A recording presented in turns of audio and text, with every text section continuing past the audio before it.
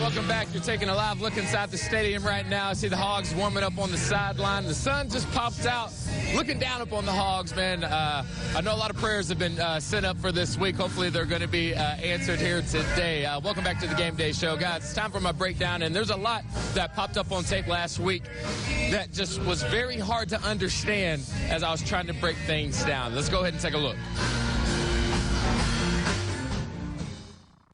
All right, picking up right here against Kentucky. Take a look right here. It's third down, and at this point of the game, everybody and their mama knew that Kentucky was going to run the football. That's where you want support from your safeties like this, but instead you're going to see at the snap, they still play this cover 2 look, and they just add no run support to make this guy throw the football. If you're an Arkansas defense, you have to make this guy who's playing receiver attempt to run the football, but instead they kept dropping back into this cover 2 look and not adding support to the run game.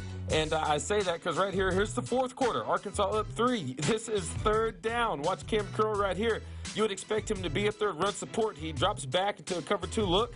And then just imagine, you see the first down line right there. Instead of dropping back, if he was up there for run support, he makes this tackle before the first down, forces Kentucky to make a very tough decision, but possibly even punt, and Arkansas keeps the lead in the fourth quarter. Another thing that we need to happen, especially in the red zone, is for your playmakers to make plays. I'm going to pick on C.J. O'Grady right here because I believe he's one of the best tight ends in the country. He's going to run a slant route. But watch right here, his inability to get off the line of scrimmage, and he's going to push him off of that route and just make him just run a very bad angle, which makes it almost impossible to get open and open up a throwing lane. CJ is way better than this. He needs to do better at the line of scrimmage and create more space. Here's another third down. You can see it right here. He's going to run this little in and out right. He's the main person in this play, but he goes down. Luckily, Ben Hicks, made something happen with his legs. But once again, when you get your number called, you have to make something happen. And even with the freshman receivers, Trey Knox, one-on-one, no safety help, you have to get off the line of scrimmage. That is just, in my opinion, unacceptable. You have to take advantage of those one-on-one situations and make the big-time plays. And then you also have to look at, I feel like is the most disappointing part of this football team offense right now is the offensive line. When stuff like that happens, man, I guess nothing else matters because look at this. Just imagine giving Hicks a little time here in the fourth quarter. You can see the tight ends are going to run a little switch route.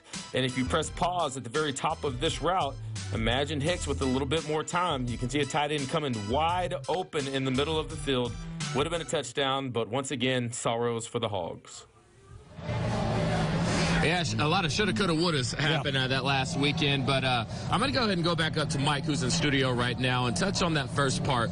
After the game, a lot of reporters asked, what adjustments were made to stop the run? And Coach Morris said, we sold out. We only had one high safety. We brought a lot of pressure, and we blitzed. But as you can look in the fourth and third quarter, you see that 2 high safety look, Mike, and it just adds no run support. So things really aren't adding up. What do you think caused, that miscommunication between what they said they were supposed to do and what actually happened? And there are 3 possibilities. Number 1, Chad Morris just didn't shoot straight with us on that. Number 2, you got a miscommunication between Chad Morris and John Chavis. And I think more likely what we've got, because they've talked about this before, is miscommunication between the coaches and the players. Guys not doing what they're supposed to do. And that's where we've seen a lot of mistakes this year. The players, you're supposed to do this, you actually do that, and then it causes the whole play to break down. Yeah, and it seems to happen a lot. And then speaking of the offensive side of the ball, we saw that clip there. The left guard completely whiffed. And then you see the play that Joe Craddock called actually going to work was going to lead to a wide-open touchdown. And then the players can't execute, he kind of addressed that, too. He's frustrated, too, how they call up the right thing sometimes, and they just don't have the guys to get it done. Well, I can't emphasize enough how locked in these guys have to be play after play. I know it's a cliche to say, you got to be in every rep, in this football game for 4 quarters against Auburn. But it's so true against a team this powerful, number 11 in the nation. Why? Because, well, just look at last week. Like you said, Austin Katz got blown up on that 3rd and 8 play against Calvin Taylor.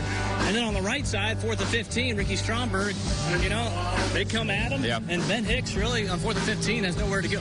Derek Brown is going to force situations where he's going to get double teamed a lot. Yeah. That allows for a lot of one-on-one situations where the defensive ends for Auburn really could capitalize. So look for that today. Arkansas really is going to have to be good in terms of the protection overall. Yeah, have to be good in protection, have to be spot on with communication. A lot has to go right for Arkansas today, and a lot has to go wrong for Auburn. Yeah. But still, like I said, a lot of stuff to brush up on. We're about to go to break.